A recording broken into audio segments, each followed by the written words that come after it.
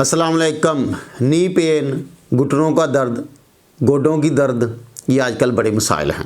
ख़ासकर 40-50 की उम्र में पहुँचते हुए और ज़्यादा बढ़ जाते हैं। पहले बूढ़ों में देखने में आता था जी, किसी बड़े उम्र के लोगों को, बूढ़े आदमी को, बाबा जी को घुटनों का दर्द है, जोड़ों का दर्द है, गोडों का दर्द है। अब तो जवानों को भी हो रहा है और मस्जिदें हमारी जो है ना, उसमें ज़्यादा कुर्सियाँ बढ़ती जा रही हैं। नमाज जो है चेयर पे पढ़ने वालों की तादाद बढ़ती जा रही है दिन ब दिन। इसके कई एक वजूहात हैं। सोजिश भी हो सकती है, अनहेल्दी लाइफस्टाइल भी हो सकता है, कैल्शियम की कमी भी हो सकती है। बहरहाल कई एक वजूहात हैं, हम उसमें डिटेल में नहीं जाना चाहते। आपके साथ ऐसी रेमेडी शेयर करने लगे हैं जो आपने घर में तैयार करनी है। आपके किचन के अंदर ये सारी चीज़ें मौजूद होंगी और इसको इंशाल्लाह आप जब रेगुलर इस्तेमाल करेंगे तो आपके जिस्म में बड़ी हुई सोजिश को भी ख़त्म करेंगे। नी पेन में भी काफ़ी असरात होंगे। तो जनाब, सबसे पहले हमने लेना है 50 ग्राम सूंड, खुश्क जिंजर। जी हाँ, अदरक को मखसूस तरीके से खुश्क किया जाता है। ये घरों में भी लोगों ने रखा होता है, नहीं तो आपके करीबी पंसार स्टोर से बड़ी आसानी से मिल जाएंगे। 50 ग्राम हमने जिंजर लेना है। ये कुदरती तौर पे पेन किलर भी है, आपकी दर्दें हैं उनको भी ख़त्म करता है और जिसमें बड़ी हुई सोजिश को भी कम करता है। नी पेन में बड़े इसके अच्छे फ़वाइद सामने आए हैं। और दूसरा हमारा जुज़ है, दूसरी रेमेडी का हिस्सा है। मैं इसको गोल्ड कहता हूँ, मैं इसको सोना कहता हूँ। अच्छे तरीके से अगर घर में बनाई हो, अच्छे तरीके से इसको तैयार किया गया हो, साए में खुश्क की गई हो। जी हाँ, मेरी मुराद है हल्दी, टर्मरिक। जितनी रिसर्चेज इस पे आ रही हैं, बंदा इसके फ़ायदे को देख के दंग रह रहा है। बहुत बड़ी एंटी इन्फ्लामेटरी है, बढ़ी हुई सोजिश को आपके कम करती है। तो नी पेन में अक्सर सोजिश ही होती है, सोजिश के असरात होते हैं। तो सोजिश ख़त्म करने में बड़ी ज़बरदस्त है, कुदरती तौर पे पेन किलर भी है। तो इसको जनाब हम 25 ग्राम लेंगे। इसका बुनियादी जुज़ होता है करक्यूमन।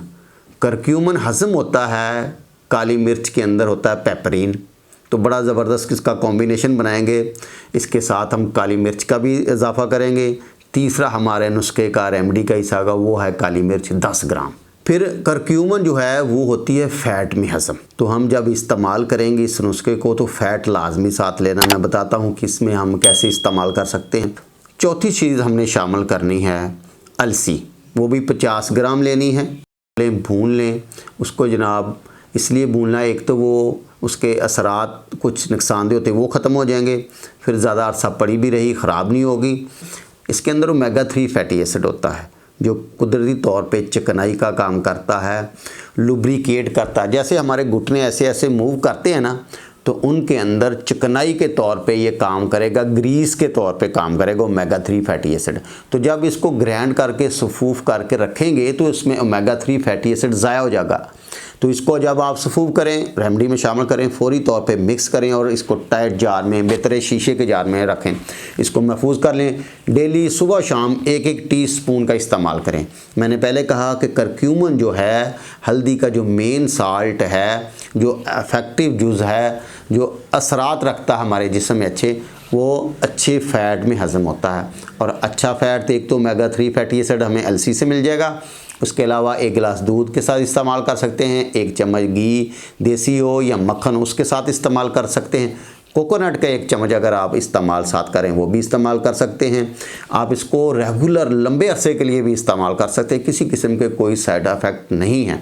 15-20 दिन, 1 माह तक इस्तेमाल करके आप देख लें इसके कितने अच्छे रिज़ल्ट हैं। कमेंट्स में ज़रूर बताइएगा आपने इस्तेमाल किया और कितने फ़ायदे पहुँचे।